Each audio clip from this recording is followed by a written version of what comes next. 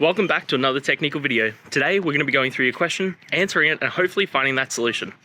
Guys, remember to stay just a little bit crazy like me, and hopefully you find that resolution. Now, let's continue on to the video.